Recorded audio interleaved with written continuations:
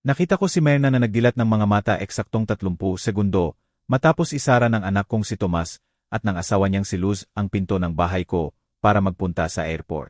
Sa loob ng 3 buwan, ang babaeng ito ay nakahiga sa kama ng aking guest room nang walang kagalaw-galaw. Nakakabit sa mga tubo ng pagkain, at humihinga sa mekanikal na ritmong iyon ng mga taong nasa malalim na koma. Sinabi ng mga doktor na hindi na siya magigising matapos ang malagim na aksidente sa kotse na muntik nang kumuha sa kanyang buhay. Umiyak si Luz sa aking balikat. Nagmakaawa na alagaan ko siya habang nagbabakasyon sila para makabawi mula sa trauma. Siyempre, pumayag ako. Dahil iyon ang gawa ng isang mabuting biyanan, di ba? Tumutulong sa pamilya sa oras ng krisis. Ngunit ngayon, habang ang mga matang iyon ay nakatingin sa akin ng may nakakatakot na linaw, habang ang kanyang mga labi ay bumubuo ng mga salitang hindi niya dapat masabi, naramdaman ko ang paglubog ng lupa sa aking paanan. Grace, bulong niya sa paos pero malinaw na boses. Ang anak mo at ang anak ko ay ninanakawan ka. Nagbanggap akong nasa koma sa loob ng 3 buwan upang malaman ang katotohanan. At ang katotohanan ay mas malala pa sa iniisip ko.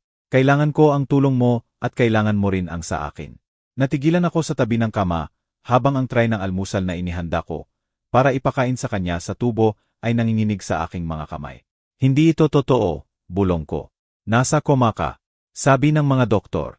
Ngumisi si Myrna ng tila isang ngiti o kaya ay ekspresyon ng sakit. Sinabi ng mga doktor ang binayaran sila ni Luz para sabihin. O kahit paano ay ang pinaniwala niya sa kanila beses sa aking mga sintomas. Grace, maupo ka. Marami tayong dapat pag-usapan at kaunti na lang ang oras bago sila bumalik mula sa pag-iwan sa akin ng mga peking check-up. Ang isip ko ay naguguluhan sa pagproseso ng imposible. Isang babaeng nasa koma ng 70 araw ang kakausap sa akin. At hindi lang basta nagsalita. Inakusahan niya ang anak ko at ang sarili niyang anak na nakikipagsabuatan laban sa akin. Hindi ko maintindihan. Ang nasabi ko na lang habang inilalagay ang tray sa drawer nang may nanginginig na mga kamay. Bakit? Paano? Pero bago magpatuloy, nais kitang anyayahan. Mag-subscribe sa channel at i-like ang video.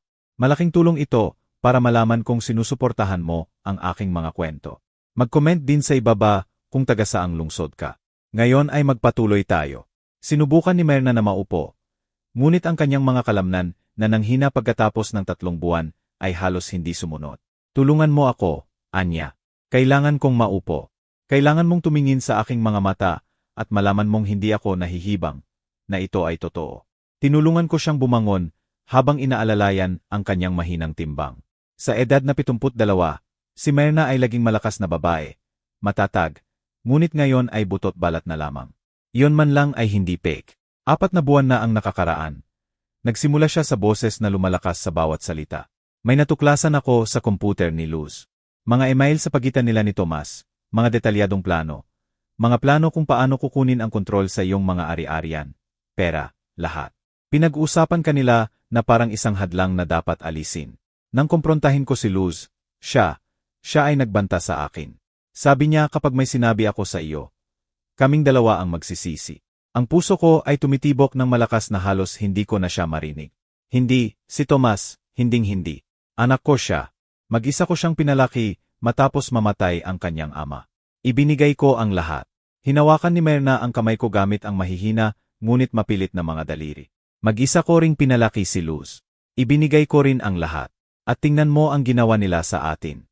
Grace, may pinirmahan ka bang mga dokumento kamakailan? Mga papel na ipinapirma ni Tomas nang hindi mo binabasa ng buo. Ang tanong ay tumama sa akin na parang isang suntok. May mga papel akong pinirmahan. Sabi ni Tomas ay mga update lang sa insurance. Mga formalidad lang daw, Nay. Huwag kang mag-alala sa detalye. Nakita ni Myrna ang gulat sa aking mukha. Hindi yon insurance, di ba? Ang mga iyon ay mga power of attorney, paglilipat ng mga ari-arian, autorisasyon para makuha ang iyong mga bank account. Lahat ay nakatago sa legal na lengguwahe na hindi mo binasa dahil nagtitiwala ka sa iyong anak. Ang aksidente, bigla kong nasabi habang pinagdidugtong ang mga piraso. Ang aksidente mo ay, tumango si Myrna ng may kalungkutan. Hindi yon aksidente. Sinabotahe ni Luz ang preno ng aking sasakyan matapos ko siyang pagbantaang isusumbong sa iyo. Nakaligtas ako, ngunit sapat na ang impact para makapagpanggap akong nasa koma. At nagpasya akong gawin yon. Nanatili akong walang malay para marinig ang sinasabi nila kapag akala nila ay bingi ako. para kumuha ng ebidensya. Para protektahan ka. Bakit ako? Tanong ko nang may basag na boses. Halos hindi tayo magkakilala. Sa mga family reunion lang tayo nagkikita. Tumingin sa akin si Myrna nang may matinding determinasyon. Dahil nakakakita ako ng ina na bulag na nagmamahal sa kanyang anak. Dahil ganoon din ako. At dahil kung ang dalawang matatandang babae ay hindi magtutulungan laban sa sakim na mga anak, sino ang gagawa?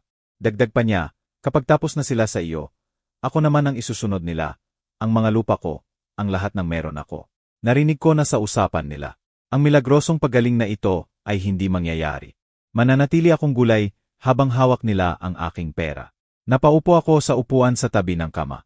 Ang mundo ko na maayos pa kanina ay nagkapira-piraso na. Ang aking anak, ang aking Tomas, ang sanggol na kinalinga ko, ang batang pinalaki ko ng may sakripisyo, ang lalaking niyakap ko sa kanyang kasal 5 taon na ang nakakaraan. Ang lalaking iyon ay nakikipagsabuatan para nakawan ako. Anong ebidensya ang meron ka? Tanong ko sa wakas. Itinuro ni Myrna ang ilalim ng kanyang unan. Isang maliit na recorder. Ilang linggo ko na itong itinatago. Na-record ko ang bawat usapan nila malapit sa kwartong ito. Bawat plano. Bawat kasinungalingan. Nariyan ang lahat, Grace. At ngayong alam mo na, mapipigilan natin sila. Inilabas ko ang recorder. Kasing laki ito ng kahon ng posporo. Pinindot ko ang play. Ang boses ng anak ko ay pumuno sa kwarto. Nakapirma na si nanay. Sa loob ng 2 linggo, maililipat na ang lahat. At sa mga medical report natin tungkol sa paggalimot niya, madali nating mapapatunayan na kailangan niya ng tulong sa pera. Ang aking mga kamay ay nanginginig habang hawak ang maliit na makinang iyon na naglalaman ng katibayan ng aking pinakamasamang bangungot. Tama si Myrna. Ninanakawan ako ng anak ko at kailangan kong magdesisyon. Upang maintindihan kung paano ako humantong sa sandaling ito, nakaupo sa tabi ng isang babaeng nagising mula sa koma para sabihing pinagtataksilan ako ng aking anak. Kailangan kong bumalik 39 na taon ang nakalipas. Noong araw na namatay ang asawa kong si George sa isang aksidente sa trabaho sa konstruksyon, naiwan akong biyuda sa edad na 28 kasama ang anak na 3 taong gulang at isang mortgage na halos hindi namin mabayaran. Naalala ko ang pagyakap kay Tomas ng gabing iyon, habang ipinapaliwanag sa kanya na hindi na uwi ang kanyang papa. Tinanong niya ako kung kailan babalik si papa. Sinabi ko ang totoo, hinding-hindi na. At noon ako nangako, hindi mararamdaman ng batang ito ang kawalan ng ama. Ako ay sapat na. Ako ang magiging lahat para sa kanya. 3 trabaho ang pinasukan ko sa loob ng maraming taon. Naglilinis ng opisina sa madaling araw, sa panaderya sa umaga, at nanahi sa gabi. Natutulog ako ng 4 na oras kung sinusuwerte. Ang mga kamay ko ay naging magaspang. Ang likod ko ay nakuba ng maaga. Nagkauban bago magnegatibo 4 na po. Pero si Tomas ay hindi nawalan ng anuman. May malinis na damit siya, habang ang ibang bata ay luma. May bago siyang gamit sa eskwela, bawat taon. May cake at regalo sa birthday. Lahat ng hilingin niya ay naibigay ko. Ang wala lang sa kanya ay disiplina. Dahil tuwing susubukan ko, nakikita ko ang mga mata ni George sa kanyang mukha. Takot akong maging masyadong mahigpit, baka mawala rin siya sa akin. Kaya kapag may nasisira si Tomas, pinagbibigyan ko siya. Bata lang siya. Kapag mababa ang grado, sinisisi ko ang guro. Kapag nagsisinungaling, binibigyan ko ng dahilan. Takot lang siyang mabigo ako. Lumaking alam ni Tomas na laging ililigtas siya ni nanay. Laging papatawarin, laging bukas ang pitaka at ang mga bisig. Nakatapos siya ng pag-aaral. Kumuha ng accountancy sa isang state university na binayaran ko sa utang. Na binabayaran ko pa rin noong magnegatibo, 30 siya. Nakakuha siya ng trabaho sa isang kumpanya. Hindi bongga pero matatag at maayos. Nakilala niya si Luz 6 na taon na ang nakakaraan sa isang conference. Nagtatrabaho si Luz sa LAR ng isang malaking kumpanya. 32 taon siya noon. 5 taon na mas bata kay Tomas. Maganda siya sa paraang mukhang mamahalin. Nang makilala ko siya, parang may kung anong kumurot sa aking pakiramdam. May kakaiba sa kanyang mga mata. Parang may kinakalkula sa likod ng kanyang ngiti. Nanay Grace, madalas kayong ikwento ni Tomas. Sabi niya ng malambing sa aming unang hapunan. Dapat kayong magmalaki na pinalaki niyo siya ng mag-isa. Napakagandang sakripisyo. Ang mga salita ay tama, pero ang tono ay parang may talas. Natilang sakripisyo ko ay isang simpleng bagay lang sa halip na isang kabayanihan. Pero mahal na mahal siya ni Tomas, bulag na bulag. Nagbakasal sila makalipas ang 1 taon sa isang seremonya na kalahati ay ako ang nagbayad. Kahit kapos ang pensyon ko. Hindi man lang nagpasalamat si Luz. Noong kasal, narinig ko siyang sinabi sa pinsan niya. Sayang at napakasimple lang ng nanay ni Tomas. Sa bagay, hindi naman lahat ay may pinag-aralan. Ang mga salitang iyon ay tilap ako sa aking dibdib. Pero ngumiti lang ako at nagpatuloy sa pagsisilbi. Ang nanay ni Luz na si Myrna ay nandoon din. Isang eleganteng babae, edukada, biyuda rin, pero mayaman. Ang asawa niya ay matagumpay na negosyante. Nag-iwan ito ng mga ari-arian, investment, at seguridad sa pera. Nagbatian kami ni Myrna ng may galang pero may distansya ng antas sa buhay. Nakatira siya sa isang malaking kondo sa sentro. Ako naman ay sa isang simpleng bahay sa Karatigpo. Matapos ang kasal, nagbago ang lahat. Madalang nang bumisita si Tomas. Kailangan namin ni Luz ng oras para sa sarili namin.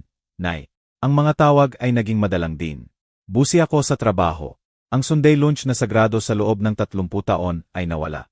Tatawag na lang kami. 2 taon na ang nakakaraan nang mamatay ang kapatid kong si Matilde. Iniwan niya sa akin ang kanyang bahay, 2 paupahang pwesto, at malaking ipon. Bigla, ang mahirap na Grace ay naging Grace na may mga ari-arian. At nakapagtataka, mas naging madalas ang pagbisita ni Tomas. Nay, dapat mong isipin ang iyong kinabukasan. Sabi niya isang araw. Ang mga ari-arian ay kailangang i-manage. Mas madali siguro kung tutulungan kita. Accountant ako. Kaya ko itong gawin para sa iyo. Dahil sa tuwa sa kanyang malasakit, pumayag ako. Binigyan ko siya ng access. Pumirma ako ng mga papel. Nagdiwala ako. 4 na buwan na ang nakakaraan. Dumating si Luz sa bahay ko na umiiyak. Ang nanay niya ay naaksidente. Head-on collision. Malalim na koma. Sabi ng mga doktor ay hindi na ito magigising. Hindi ko siya malagaan sa kondo namin. Hagulgol ni Luz. Napakaliit doon. Pero ikaw ay may espasyo. Please, biyanan ko. Nanay ko siya. Ayaw ko siyang ilagay sa home for the aged. Siyempre, pumayag ako. Sa kabila ng lahat, naiintindihan ko ang sakit ng isang anak para sa ina. Kaya dumating si Myrna sa bahay kululan ng ambulansya. Inilagay sa guest room, at sa loob ng 3 buwan ay inalagaan ko siya. Pinapalitan ko ang kanyang sapin, nililinisan siya, kinakausap, kahit akala ko ay hindi niya ako naririnig. Binabasahan ko siya ng libro sa gabi. At ngayon ay natuklasan ko na sa lahat ng oras na iyon, si Myrna ay gising, nakikinig, nagmamasid, at kumukuha ng ebidensya ng pagtataksil ng aming mga anak. Kailangan mong maintindihan ang lahat. Sabi ni Myrna habang lumalakas ang kanyang boses. Hindi ako nagpanggap mula simula. Noong unang mga araw matapos ang aksidente, talagang wala akong malay. Totoo ang impact. Sabi ng mga doktor ay himala na nabuhay ako. Hinawakan niya ang kanyang ulo kung saan may peklat pa sa anit. Pero noong magsimula akong magising, may narinig akong nagpabago sa aking desisyon. Huminto siya. Hirap huminga. 3 buwan na hindi nagsalita, kaya magaspang ang lalamunan. Binigyan ko siya ng tubig mula sa mesa. Uminom siya ng mabilis. Nandoon si Luz sa kwarto ng ospital kasama si Tomas. Akala nila hindi ko sila naririnig. Sabi ni Luz, perfect ito. Ngayong ganito na si Mama, makukuha na natin ang legal na kapangyarihan sa mga account niya. At si Grace naman ay nakapirma na sa mga papel na kailangan natin. Sa loob ng 6 na buwan, ang parehong yaman nila ay nasa kontrol na natin. Nasuka ako sa narinig. Parehong yaman. Tumango si Myrna. Ikaw at ako, Grace, ang plano nila mula pa noong simula. 2 biyudang may ari-arian at pera. 2 inang sobrang mahal ang mga anak, kaya hindi nakita ang totoo. Kami ang perpektong target, pero ang aksidente mo, ang sabi ko. Pinutol ako ni Myrna ng may lungkot. Hindi yon aksidente. 2 araw bago ang banggaan, kinompronta ko si Luz. Ipinakita ko ang mga email na nakita ko sa komputer niya. Email nila ni Tomas na nagpaplano. Umiyak siya. Nagmakaawa na huwag sabihin kahit kanino. Nangako siya ng mga ideya lang iyon na hindi gagawin. Naniwala ako. Diyos ko, napakatanga ko para maniwala. Noong gabing iyon, nagpatuloy siya. Sinuri ko ang quotes ko bago mamili. Ugali ko na yon mula nang makakita ng programa tungkol sa kaligtasan. Maayos ang preno, pero noong susubukan ko ng magpreno sa pababang daan patungo sa mall, ayaw kumagat. Tinapakan ko ng todo ang pedal, pero wala. Bumangga ko sa pader ng semento sa bilis na 60 kilometro bawat oras. Tumingin ako sa kanya nang may sindak. Sinabotahe ni Luz ang sasakyan mo. Hindi ito tanong, kundi isang pagpapatunay. Tumango si Myrna. Sabi ng mga investigador ay pinutol ang brake line. Pero sa paraang magmumukhang lumana. May kaibigang mekaniko si Luz. Narinig ko ring binanggit iyon sa usapan nila noong akala nila ay bingi ako. Ginawa iyon ng lalaki kapalit ng pera. Kailan mo napagpasyahang magpanggap? Tanong ko habang pinoproseso ang lahat sa ospital. Noong marinig ko ang usapang iyon, naisip ko na kung alam ni Luz na gising ako at nakakapagsalita, baka may mas malala pa siyang gawin. Sinubukan na niya akong patayin ng isang beses. Pero kung mananatili akong nasa koma, hindi ako paghihinalaan. Maririnig ko ang lahat ng balak nila at makakahanap ako ng paraan para mapigilan sila. Pero 3 buwan, sabi ko nang hindi makapaniwala. 3 buwan na walang galaw, walang salita, nagpapanggap na gulay. Iyon ay nangangailangan ng matinding tibay ng loob. Ngumiti ng mapait si Myrna. Tama ka, parang impyerno iyon. Ang mga unang araw ang pinakamahirap. Gusto kong sumigaw tuwing tinutusok ako ng mga doktor ng karayom. Gusto kong umiyak tuwing darating si Luz at mag-arteng ulirang anak, habang pasimpleng tinitingnan ang phone para sa presyo ng ibebentang lupa.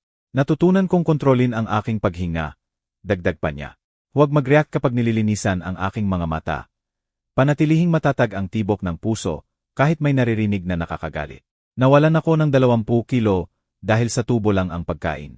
Nagkaroon ako ng mga sugat sa likod dahil sa tagal ng higa.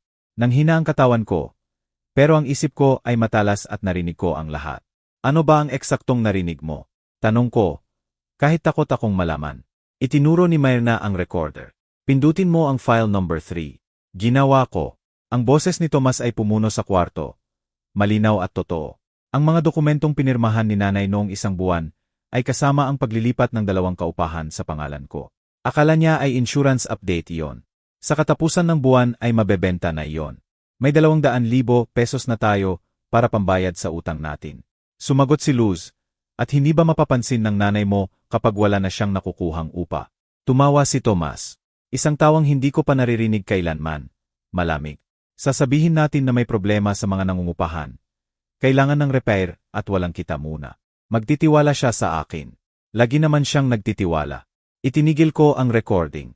Hindi ko na kaya pang makinig. Tumingin sa akin si Myrna ng may awa. May mas malala pa. Marami pang usapan kung paano kukuha ng medical report na ulyanin ka na. Mga plano para kumbinsihin ka na kailangan mo ng tulong sa pera. Mga diskusyon kung anong gagawin sa akin sa huli. Ilalagay sa mental o hahayaan na lang mamatay. Bakit? Bulong ko. Bakit nila ito gagawin? May maayos na trabaho si Tomas. Si Luz din, hindi naman sila naghihikahos. Bumuntong hininga si Myrna. Mga utang. Narinig ko ang tungkol sa malalaking utang. Palpak na investment. Mga loan sa bangko na hindi mabayaran at lifestyle na hindi nila kaya. Ang mana mo at akin ang sagot sa kanilang problema. Tumayo ako at naglakad sa bintana. Sa labas, ang hardin na inalagaan ko ng buong pagmamahal ay kumikinang sa sikat ng araw. Mukhang normal ang lahat, mapayapa. Pero sa loob ng bahay na ito, patay na ang normalidad. Ano ang gagawin natin ngayon? Tanong ko sa wakas. Sinubukan ni Myrna na gumalaw sa kama habang namimilipit sa sakit. Ngayon, itutuloy natin ang palabas. Nasa koma pa rin ako kapag nandiyan sila. Ikaw naman ang biyanang nagtitiwala, pero sa lihim ay mag-iimbestiga tayo. Kukuha ng ebidensya, ililista ang lahat at kapag sapat na, ibubunyag natin sila sa paraang hindi sila makakatakas. Kaya mo ba talagang ituloy ang pagpapanggap? Tanong ko nang may pag-alinlangan. Tumango si Myrna ng may matinding determinasyon. Nakatagal ako ng 3 buwan. Kaya ko pa ito. Ang tanong ay, kaya mo ba? Kaya mo bang tingnan ang anak mo sa mata habang alam mo ang totoo at hindi magpahalata? Naisip ko si Tomas, ang sanggol na kinalinga ko, ang lalaking naging siya, at naramdaman ko ang pagtigas ng aking puso. Sabi ko sa boses na hindi ko nakilala. Kaya ako, sa sumunod na 2 oras, kami ni Myrna ay nagtrabaho ng sistematiko para buuin ang kwento ng kanilang pagtataksil. Siya sa kama, ako naman ay nagdadala ng mga dokumento mula sa aking opisina. Pinagkukumpara ang mga petsa. Pinagdidugtong ang mga bagay na dati ay walang kahulugan pero ngayon ay malinaw na panloloko. Ipakita mo ang lahat ng pinirmahan mo sa huling 6 na buwan. Sabi ni Myrna sa boses na nagbabalik ang awtoridad. Bago ang aksidente, siya ay naging siya ng sariling kumpanya. Alam niyang bumasa ng mga legal na papel. Ako naman ay bulag na nagtiwala sa anak kong accountant. Inilabas ko ang folder ng aking mga papeles. Isa-isang tiningnan ni Myrna ang mga ito. At nagdidilim ang kanyang mukha sa bawat pahina. Hindi ito insurance update, sabi niya sa wakas, Hawak ang isang papel mula 4 na buwan na ang nakakaraan. Ito ay deed of transfer. Inilipat mo ang bahay ng kapatid mo sa pangalan ni Thomas. Dito tingnan mo ang maliliit na letra sa page 3. Binasa ko ang itinuro niya. Totoo nga, nakatago sa legal na salita ang paglilipat ng ari-arian. Pero sabi ni Thomas ay para lang daw ito sa tax. Nasa akin pa rin ang bahay, pero sa pangalan niya, para mas maliit ang babayaran. Umiling si Myrna. Kasinungalingan. Ang transfer na ito ay buo na. Ang bahay ay legal na sa kanya. Maaari na niya itong ibenta nang walang paalam sa iyo. Ang susunod na papel ay mas malala. Isang general power of attorney na nagbibigay kay Tomas ng buong kontrol sa aking mga bank account, investment, at lahat ng desisyon sa pera. Pinirmahan ko ito 3 buwan na ang nakakaraan. Sabi ko ng mahina. Sabi ni Tomas ay para daw kung may mangyari sa akin. May otorisado ng hahawak ng mga gamit ko sa oras ng emergency. Tumawa ng mapait si Myrna. Maliban na lang sa power na ito, ay hindi nangangailangan ng emergency. Epektibo ito agad-agad. Mula nang pirmahan mo ito, makukuha na ni Tomas ang pera mo kahit kailan niya gusto. Tiningnan ko ang aking mga bank statement nang may nanginginig na mga kamay. May mga transfer na hindi ko alam. Maliliit noong una, 500 pesos dito, 1,000 doon. Pero sa huling mga linggo, lumaki ang halaga, 5,000, 10,000. Noong nakaang linggo, may transfer na 25,000 pesos sa isang account na hindi ko kilala. Dahan-dahan nilang inuubos ang pera mo, sabi ni Myrna. Naramdaman ko ang pait sa aking lalamunan. Ninanakawan ako ng anak ko. Hindi biglaan, kundi dahan-dahan. Parang patak ng tubig na bumubutas sa bato hanggang sa maging guwang ito. Pero ang pinakamalala ay nasa ilalim ng folder. Nakakita ako ng mga papel na hindi ko maalalang nakita ko man lang. Mga medical report sa pangalan ko. Neuropsychological evaluation. Patient Grace Mendez, 67 years old. Sumari, ang pasyente ay nagpapakita ng mga senyales ng paghina ng isip, kalituhan sa petsa, madalas na pagkalimot, at maling pagpapasya. Inirerekomenda ang gabay sa mga mahahalagang desisyon sa pera. Hindi ako kailanman nagpa-neuro-eval. Sabi ko nang may nanginginig na boses. Hindi ko kilala ang doktor na ito. Dr. Ramirez, hindi ko alam kung sino siya. Sinuri ni Myrna ang dokumento. Ang letterhead ay mukhang totoo. Pero pustahan tayo kung imbestigahan mo ang Ramirez na ito. Kaibigan siya ni Tomas o ni Luz. O baka hindi talaga siya doktor. Ang papel na ito ay ginawa para palabasin na hindi ka na pwedeng humawak ng sarili mong pera. Maami pang report, lahat ay peke, lahat ay nagpapakita na kunwari ay palala ng palala ang aking kalagayan. Pagkalito, pagkalimot, mga bagay na hindi naman nangyayari sa akin, pero ngayon ay nasa opisyal na papel na. Gumagawa sila ng legal na kaso, paliwanag ni Myrna. Sa mga papel na ito, pwede silang humiling sa korte na ideklara kang incompetent. Si Tomas ang magiging legal mong guardian. Siya ang may hawak ng buhay mo. At ikaw, tanong ko, anong balak nila sa iyo? Itinuro ni Myrna ang sarili niyang folder na naiwan ni Luz sa kwarto, linggo na ang nakalipas. Sa loob ay may mga katulad na papel, mga form para sa pagpasok sa Santa Elena Home for the Aged, pasyenteng nasa permanent vegetative state, rekomendasyon para sa long-term care, at ang pinakamasakit, ang mga dokumento ng pagbebenta sa mga lupa ni Myrna, na inihanda na may pirma na kamukhang-kamukha ng sa kanya, pero halatang peke. Idedeklara nila akong permanenteng walang kakayahan. Sabi ni Myrna ng malamig. Ibebentang lahat ang ari-arian ko, kukunin ang pera, at itatapon ako sa pinakamurang nursing home na mahahanap nila. Ang kanyang mga mata ay napuno ng luha sa unang pagkakataon. Ang sarili kong anak, ang sanggol na pinasuso ko, ang batang pinatahan ko tuwing may bangungot. Balak niya akong ikulong at kalimutan na lang. Nanatili kaming tahimik, dalawang inang dinaramdam ang laki ng pagtataksil. Sa wakas, tinanong ko ang bagay na iniiwasan ko. Sigurado ka bang sinadya ang aksidente? Siguradong sigurado. Inilabas ni Myrna ang kanyang phone sa ilalim ng kutson. Sa loob ng 3 buwan, nagpanggap siyang walang malay, pero itinago ang phone na ito at sinacharge kapag mag-isa lang siya.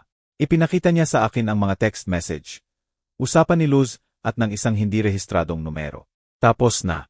Masisira ang preno sa susunod na matarik na daan. Magmumukhang natural na sira at ang bayad na cash, 5,000.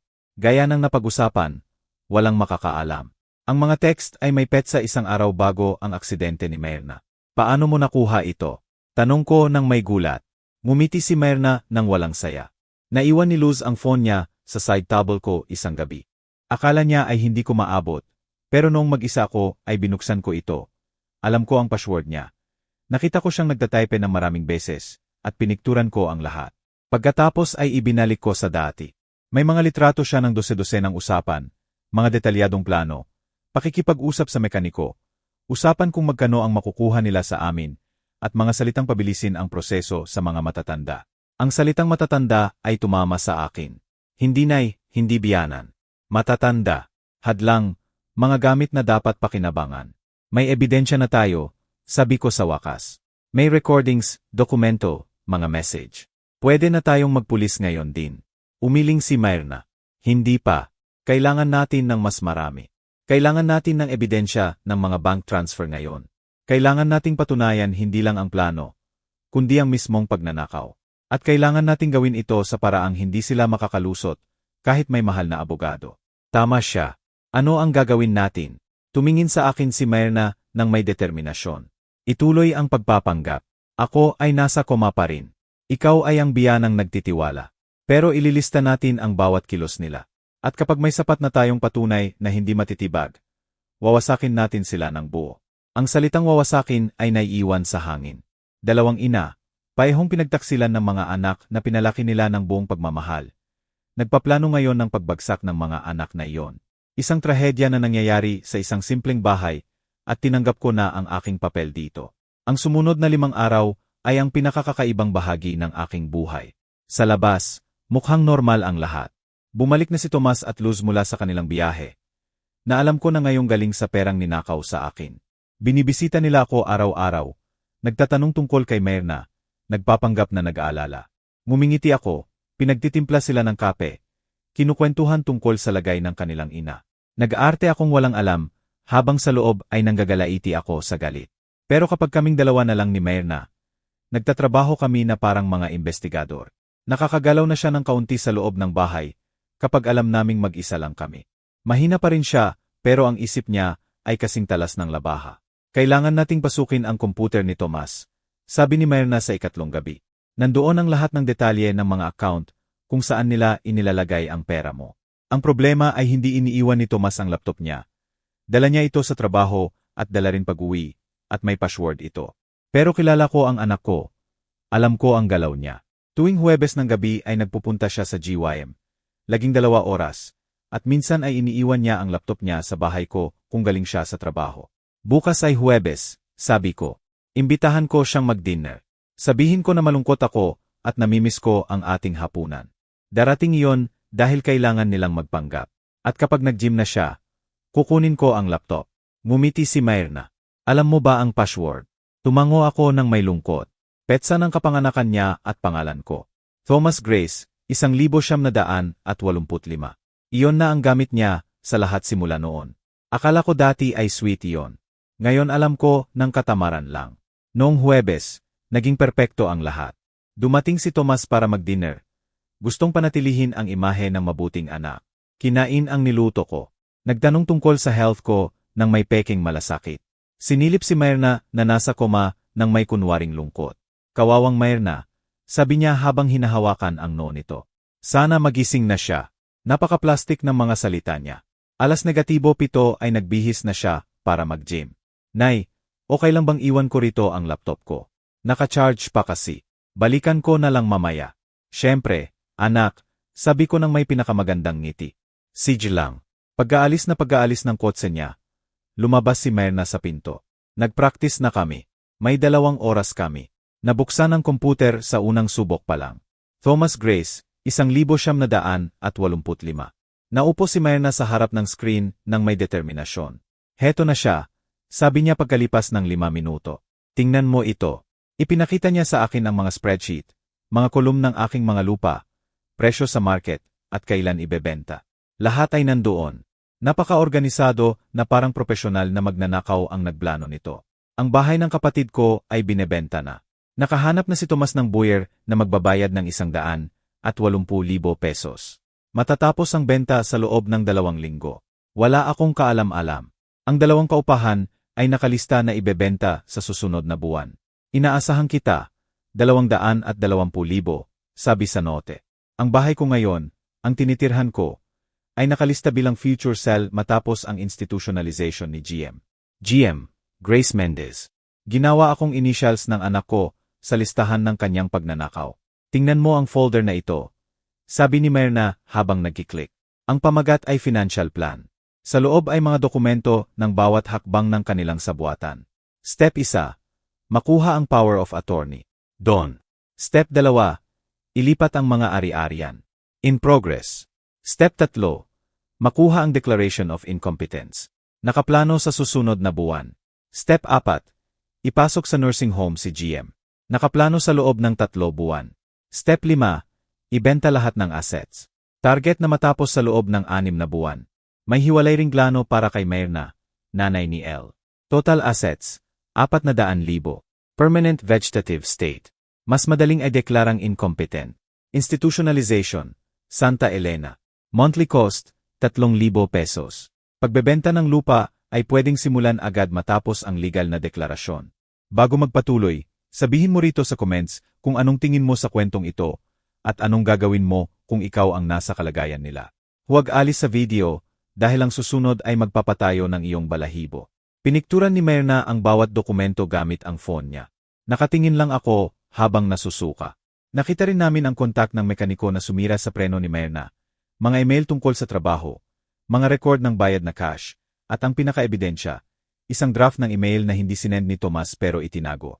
Kung hindi ito ubra, kailangan nating isipin ang mas permanenteng paraan para sa kanila. Hindi tayo makakapaghintay ng dekada para mamatay sila ng kusa. Kailangan na natin ang pera. Pinag-iisipan nilang patayin tayo, bulong ko. Tumango si Myrna ng may matigas na mukha. Sinubukan na nilang patayin ako noon. Ngayon alam nating handa silang gawin uli iyon kung hindi bibilis ang plano nila. Kinopya niya ang lahat sa isang USB. Mga dokumento, email, spreadsheet, litrato, lahat ng katibayan.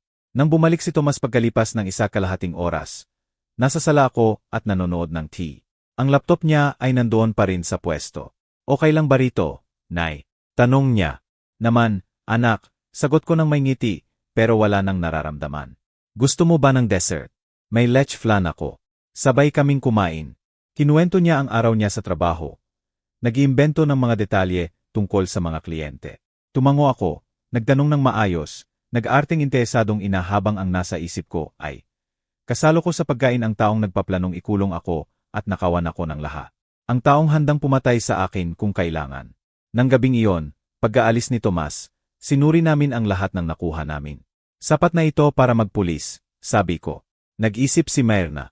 Halos. Kailangan natin ng isa pa. Patunay ng mismong bank transfer. Patunay na iginagalaw na nila ang pera mo. Mula sa sabuatan, magiging aktwal na pagnanakaw na ito. Mas mabigat ang kaso. Paano natin makukuha iyon? Ngumiti siya. May access ka pa rin sa sarili mong bank accounts, di ba? Kahit may power of attorney si Tomas, ikaw pa rin ang may-ari. Bukas ay pumunta ka sa bangko. Humingi ng full report ng transaksyon sa huling 6 na buwan at ilista natin ang bawat pisong ninakaw nila. Maganda ang plano, pero habang naghahanda kaming matulog, may itinanong ako na gumugulo sa isip ko. Myrna, kapag tapos na ang lahat, kapag nakuha na nila ang parusa, sa tingin mo ba mapapatawad pa natin sila? Matagal siyang tumingin sa akin bago sumagot. Hindi ko alam, Grace. Alam kong mga anak natin sila, na mahal natin sila, pero alam din nating handa silang wasakin tayo, ikulong o patayin. Mapapatawad ba iyon? Wala akong sagot. Alam ko lang na bukas ay gagawin namin ang susunod na hakbang sa pagbubunyag ng pinakamasakit na pagtataksil sa aking 67 na taon ng buhay. Noong Biyernes ng umaga, pumunta ako sa bangko kung saan 25 taon na ang aking account. Kilalang-kilala ko ng manager na si Sonia Mendez. Maraming beses na kaming nagbatyan sa nakalipas na mga taon. Nanay Grace, kumusta po? Ano pong maipaglilingkod ko? Huminga ako ng malalim. Kailangan ko ng kumpletong report ng lahat ng transaksyon sa account ko sa huling 6 na buwan. Bawat deposito, withdraw, transfer, lahat. May nakita akong kaba sa kanyang mukha. Siyempre po, sabi niya ng dahan-dahan. May problema po ba sa account nyo? Iyon po ang sinusubukan kong malaman. Sagot ko ng may katatagan. Maaari po bang makuha ang report ngayon? Tumango siya. Abutin po ng 2 oras. Gusto nyo po bang maghintay? Pinili kong maghintay. Ayokong malaman ni Tomas na nagpunta ako rito. Habang naghihintay, tumunog ang phone ko. Si Luz. Biyanan. Kumusta na si Mama ngayong umaga? Napakatamis ng boses, parang tunay na nag-aalala. Pero alam ko ng plastic iyon. Ganoon pa rin, sagot ko. Walang bago. Sayang naman. Sige po. Dadaan kami nito mas mamaya para bumisita. Sage. May oras pa ako. Pagkalipas ng 2 oras, tinawag ako ni Sonia sa opisina niya. May makapal na folder siyang hawak at seryoso ang kanyang mukha. Nanay Grace, kailangan ko po itong itanong. Binigyan niyo po ba ng pahintulot ang lahat ng transfer na ito? Ipinakita niya ang pahina ng mga transaksyon. Nadurog ang puso ko sa nakita.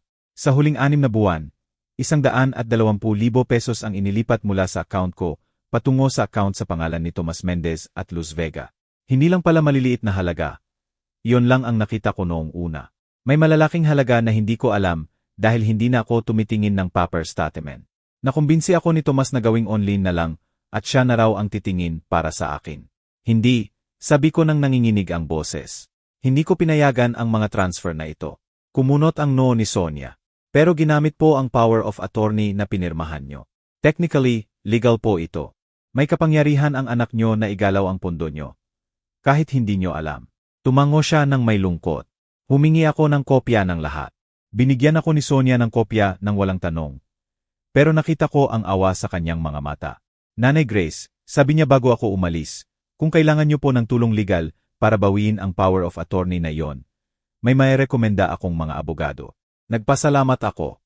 Salamat, Sonia. Mukhang kailangan ko nga iyan agad. Umuwi ako dala ang report ng bangko. Parang masama ang pakiramdam ko. 120,000 pesos. Katumbas ng 3 taon ng aking pensyon. Ninakaw sa loob ng 6 na buwan. Naghihintay si Myrna sa kwarto. Nakatayo sa bintana. Nag-ehersisyo na siya ng binti kapag mag-isa. Nagpapalakas. Anong nakuha mo? Tanong niya. Ipinakita ko ang mga papel. Nakita ko ang pagdigas ng kanyang panga. Mga hayop, bulong niya. Iyon ang unang beses na narinig ko siyang magmura. Tingnan mo ito, sabi niya sabay turo sa mga transfer. Eksaktong tumutugma ito sa mga petsa sa kalendar ni Tomas sa computer niya. Bawat transfer ay katumbas ng isang bahagi ng plano nila. Pinagumpara namin ang record ng bangko at ang mga picture na kinuha namin sa laptop ni Tomas. Sakto ang lahat. Ang malalaking transfer ay tumutugma sa phase 1 completed at phase 2 started. Ang huling malaking transfer na 25,000 pesos ay may note sa kalendar na down payment. Institution SM. Santa Maria, ang lugar kung saan balak nilang ikulong ako. Nagbayad na sila para sa pwesto mo. Sabi ni Myrna ng malamig. Ginamit ang sarili mong pera para i-reserve ang kulungan mo. Napakalupit ng tadhana. Ginagamit ang ninakaw na pera ko para pambayad sa pagpapakulong sa akin. Pero may mas malala pa. May nakita si Myrna sa record na hindi ko napansin. Grace, tingnan mo itong transfer noong 4 na buwan na ang nakalipas. 5,000 pesos para sa JR Services Mechnicos. Ang mekaniko. Ang sumira sa preno ni Myrna. Ako ang nagbayad ng hindi ko alam para sa pagtatangkang patayin ang aking kakampi. Buong umaga naming inayos ang ebidensya. Gumawa kami ng mga folder, financial evidence, fake medical documents, recorded conversations, emails and messages, at attempted homicide. Para kaming naghahanda ng legal na kaso. At sa totoo lang, iyon nga ang ginagawa namin.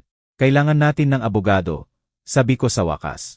Yung magaling, yung expert sa financial fraud at family law. Tumango si Myrna. May kilala ako. Dra. Alicia Romero. Matalino at palaban kung kailangan. Ginamit ko siya noong namatay ang asawa ko para sa mana. Kung may makakatulong sa atin, siya na iyon. Tinawagan namin si Dra. Romero at ipinaliwanag ang sitwasyon sa pangkalahatan. Gusto niya kaming makita agad. Pero may problema. Hindi kami pwedeng lumabas ng sabay. Kapag nakita kami ni Tomas at Luz, malalaman nilang gising na si Myrna. Nagbigay ng solusyon ang abogado. Pupunta ako sa bahay niyo mamayang 9 ng gabi. Dala ko ang mga dokumento at sisimulan natin ang proseso para wasakin ang plano ng mga anak niyo bago pa nila ito matapos. Noong hapon na iyon, nang bumisita si Tomas at Luz, handa na ako. Si Myrna ay nasa kama, nagpapanggap na kumatose. Tumabi si Luz sa nanay niya at hinawakan ang kamay nito. Mama, sana magising ka na. Miss na kita. Napakaganda ng mga salita. Ang luha sa mata niya ay mukhang totoo. Pero alam ko na ang totoo. Alam ko na ang babaeng ito ang nagdangkang pumatay sa sariling ina, na ninanakawan ako, at balak akong itapon sa nursing home. Luz, napakabuti mong anak. Sabi ko nang may pinakamagandang ngiti. Swerte si Myrna sa iyo. May nakita akong kislap sa mata ni Luz. Konsensya o hiya siguro. Pero agad nawala at pinalitan ng lungkot. Ginagawa ko lang po ang dapat, sagot niya. Si Tomas naman ay nakatingin lang sa phone niya. Walang paki sa nangyayari. Nay, may pipirmahan ka pa palang isang papel. Formalidad lang. Update daw sa medical insurance. Inabot niya ang papel. Kinuha ko ito at nagpanggap na binabasa. Kahit alam kong bitag ito. Tingnan ko muna ng maayos, anak. Medyo malabo na ang mata ko. Ibibigay ko sa iyo bukas. Pirmahan ko mamaya. Nakita ko ang inis sa mukha niya. Urgent ito, Nay. Kailangang ma-process ngayon. Pinanatili ko ang aking tono. Bukas na, Tomas. Pangako. Babasahin ko ngayong gabi at pipirmahan bukas kung okay naman. Hindi ako. Pwedeng pumirma ng anuman nang hindi nakikita ng abogado. Nang makaalis sila, nakahinga ako ng maluwag. Lumabas si Myrna sa kama. Magaling. Nakontrol mo sila nang hindi naghihinala. Myrna, sabi ko, ngayong gabi pagdating ng abogado, magbabago ang lahat. Kapag nagsimula na tayo sa legal, wala nang balikan. Haharap sa kasong kriminal ang mga anak natin. Sigurado ka ba? Tumingin siya sa akin nang may matapang na mga mata. Grace, tinangka nilang patayin ako. Ninanakawan ka nila. Balak nilang ikulong tayo at kalimutan. Saan pa tayo dapat mag-alinlangan? Tama siya, pero masakit pa rin. Dahil sa kabila ng lahat, si Tomas ay anak ko pa rin at mahal ko pa rin ang batang nakilala ko noon. Hindi ang lalaking naging siya ngayon. Dumating si Dra. Alicia Romero eksaktong alas dumating si Dra. Alicia Romero eksaktong alas negatibo, 9 ng gabi. Isang babaeng nasa edad 50, naka-Amerikana, may dalang portfolyo, at may aurang puno ng kakayahan. Sinalubong siya ni Myrna nang nakatayo. Hindi na nagpapanggap na nasa koma sa loob ng aming bahay. Halos hindi kumura ang abogada nang makita ang kanyang pasyenteng komatose na naglalakad at nagsasalita.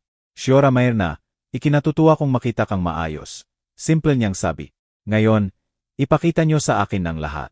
Sa loob ng susunod na 2 oras, sinuri niya ang bawat dokumentong nakalap namin. Ang mga bank statement, ang mga recording, ang mga email mula sa computer ni Tomas, ang mga peking medical document, at ang mga mensahe tungkol sa pagsasabotahe sa kotse. Lalong sumeryoso ang kanyang mukha sa bawat ebidensyang nakikita. Matibay ito, sabi niya sa wakas. Napakapatas. May sapat kayong ebidensya para sa mga kasong kriminal tulad ng fraud, falsification of documents, abuse of elder, at sa kaso ni Siora Myrna, attempted homicide. Haharap sa matagal na pagkakakulong ang inyong mga anak kung mapatunayang guilty. Ang mga salitang iyon ay dapat sanang tagumpay. Pero pakiramdam ko ay hungkag ako. Gaano katagal? Tanong ni Myrna nang may matatag na boses. Tiningnan ni Dra. Romero ang kanyang mga tala. Ang financial fraud na ganito, kalaki, ay 2 hanggang 5 taon. Attempted homicide ay 5 hanggang 15 taon. Falsification ay 2 hanggang 4 na taon. Maaring magpatong-patong ang mga ito. Maaring makulong si Tomas ng 0 taon. Si Luz, dahil sa tangkang pagpatay, ay posibleng 15 taon. Nahilo ako. 0 taon. Ang anak ko sa bilangguan ng 0 taon. May paraan ba para maayos ito nang hindi na, simula ko? Pero pinutol ako ni Myrna. Hindi, Grace, hindi natin ito ayusin ng ganoon lang. Haharapin nila ang buong konsekwensya ng ginawa nila. Tiningnan ako ni Dra. Romero nang may awa. Siora Grace, naiintindihan ko na anak niyo siya. Pero kailangan niyong unawain ang bigat nito. Hindi lang nila ninakaw ang pera niyo. Gumawa sila ng mga peking report para magmukha kayong baliw. Balak kayong ikulong laban sa inyong kalooban. At sa kanilang mga usapan, nag-isip sila ng permanenteng paraan na sa batas ay nangangahulugang balak kayong patayin. Balak din ba nila akong patayin? Tanong ko sa maliit na boses. Mahirap masabi ng may katiyakan, pag-amin ng abogada. Pero tinangka na nilang patayin si Siora Myrna ng 1 beses at mukhang naiinip na sila sa inyo. Kapag ang mga tao ay desperado sa pera at handang lumampas sa guhit, patuloy na gumagalaw ang guhit na iyon. Sumingit si Myrna. Alicia, ano ang susunod na hakbang? Binuksan ng abogada ang kanyang portfolyo.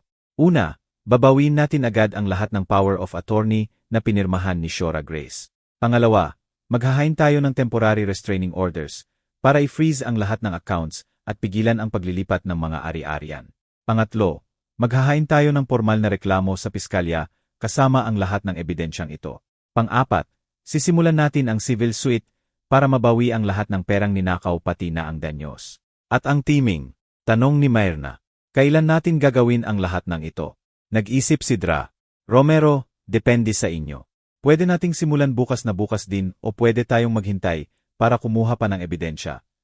Bagamat sa totoo lang ay sobra-sobra na ang meron kayo. Ang payo ko, kumilos agad. Habang naghihintay kayo, mas may pagkakataon sina Tomas at Luz na itago ang pera o sirain ang ebidensya kung sakaling makahalata sila. May isa pang faktor, sabi ni Myrna. Akala nila ay nasa koma ako. Iyon ang bentahe natin na mawawala kapag nagsampa na tayo ng kaso. Sa oras na gawin natin iyon, malalaman nilang gising ako sa lahat ng oras. Ang gulat na iyon ay magagamit natin sa taktika. Tumango ang abogada. Magandang punto. Pwede nating gamitin iyon. Isipin niyo ang eksena. Ang piskalya ay nagbabasa ng sakdal. Sina Tomas at Luz ay ipinatawag. At sa preliminary hearing, lilitaw si Myrna bilang pangunahing saksi. Ang matinding gulat ay maaring magpabigay sa kanila para umamin sa lahat. Isa pang oras kaming naglano ng eksaktong estratehiya. Ihahanda ni Dra. Romero ang lahat sa weekend. Lunes ng umaga, isusumite namin ang lahat sa korte at sa piskalya ng sabay. Pagdating ng Lunes ng tanghali, sina Tomas at Luz ay nasa ilalim na ng investigasyon. Pagdating ng Martes, malamang ay arestuhin na sila. Isa pa, sabi ng abogada bago umalis, kailangang handa kayo sa reaksyon ng mga anak nyo. Kapag nalaman nilang huli na sila, asahan ang pagkakaila, galit, o pagmamanipula sa inyong damdamin. Sasabihin nilang mali ang intindi nyo, na may paliwanag sila, na kayo ay malupit o mapaghiganti. Kailangan nyo maging matatag. Pagkaalis ni Dra. Romero, naupo kami ni Myrna sa kusina habang may tsaa na hindi naman namin nainom. Nagsisisi ka ba? Tanong niya sa akin. Pinag-isipan ko ang sagot ko. Nagsisisi ako na humantong kami sa ganito. Nagsisisi ako na ang anak ko ay naging taong kayang gawin ito. Pero ang pigilan siya. Hindi ako nagsisisi. Ako rin, sabi ni Myrna. Iyakan ko ang anak na akala ko ay meron ako. Pero hindi ko hahayaang wasakin niya ako dahil lang sa takot kong magdisiplina. Nanatili kaming tahimik. Dalawang ina sa bisperas ng pagtataksil sa kanilang mga anak. Sa paang katulad ng ginawa sa amin. Maliban na lang na kami ay kumikilos para sa aming kaligtasan. Sila ay kumilos dahil sa kasakiman. Ang weekend ay naging tila panaginip. Dumating si Tomas noong Sabado para tingnan si Myrna. Nagdala naman ng bulaklak si Luz noong Linggo. Pareho silang nag-arteng perpekto. At ako naman ay nag-arteng biyanang nagpapasalamat habang alam ko na sa loob ng 24 oras, magbabago ang buhay nila habang buhay. Nay, mukha kang pagod, sabi ni Tomas noong Linggo. Nakatutulog ka ba ng maayos? Nag-aalala lang kay Myrna, pagsisinungaling ko. Malaking responsibilidad ito. Inilagay niya ang kamay sa balikat ko. Napakabait mo at inaalagaan mo siya. Hindi ko alam ang gagawin namin kung wala ka. Mabait. Ang salitang iyon ay nakakaloko mula sa taong balak akong ikulong sa nursing home. Nang gabing iyon, hindi ako nakatulog. Bukas ay sasabog ang lahat. Bukas, malalaman ng anak ko na ang nanay niya ay hindi ang madaling biktimang iniisip niya. At bukas ay magsisimula ang masakit na proseso ng pagbuwag sa pamilyang minsan kong minahal. Si Myrna ay hindi rin nakatulog. Narinig ko siyang gumagalaw sa kanyang kwarto. Alas negatibo 3 ng madaling araw. Nagkita kami sa kusina. Handa ka na? Tanong niya. Hindi, sagot ko ng tapat. Pero gagawin pa rin natin ito. Tumango siya. Doon ko alam na tama ang ginagawa natin. Kung madali lang ito, ibig sabihin ay hindi talaga natin mahal ang ating mga anak. Ang katotohanang masakit ito ay patunay na may puso pa tayo. Pero hindi tayo pwedeng maging biktima. Tama siya. At bukas, malalaman ng mundo na sina Grace Mendez at Myrna Vega ay hindi ang mga matatandang mahina na iniisip ng kanilang mga anak. Lunes, alas negatibo 9 ng umaga, formal na inihain ni Dra. Romero ang lahat ng dokumento sa korte at piskalya. Alas negatibo 1-0, naaprubahan ang mga restraining order na nag-freeze sa lahat ng accounts ni na Tomas at Luz, pati na ang pagpigil sa pagbebenta ng aking mga lupa. Alas negatibo 11, naglabas ang piskalya ng citation para sa dalawa para sa hearing sa Miyerkules. Sa kaso ni Luz, may karagdagang sakdal na attempted homicide. Nasa bahay ako nang matanggap ni Tomas ang sulat. Nalaman ko agad dahil tumawag siya. Ang boses niya ay pinaghalong gulat at takot. Nay, nakatanggap ako ng legal na dokumento. Sinasabing iniimbestigahan ako sa fraud. May pagkakamali rito. Siguradong pagkakamali ito. May alam ka ba rito? Ang puso ko ay tumitibok ng sobrang lakas na akala ko ay maririnig niya. Ano? Hindi, anak. Wala akong alam. Fraud. Impossible iyan. Ang magpanggap na walang alam ay mas mahirap kaysa sa inakala ko. Pupunta ako diyan, sabi niya agad. Kailangan kong makita ang mga papel na pinirmahan mo. May mali rito. May sumisira sa akin. Binaba niya ang telepono bago pa ako makasagot. Tiningnan ko si Myrna na nakikinig mula sa kanyang kwarto. Nagsimula na, sabi niya ng may tensyon. Handa ka na ba sa komprontasyon? Tumango ako. Kahit napakiramdam ko ay hindi ako handa. Dumating si Tomas pagkalipas ng 20 minuto. Kasama niya si Luz na mukhang takot din. Nakatanggap din ako ng sulat. Sabi ni Luz na nanginginig ang boses. Sinasabing tinangka kong patayin ang nanay ko.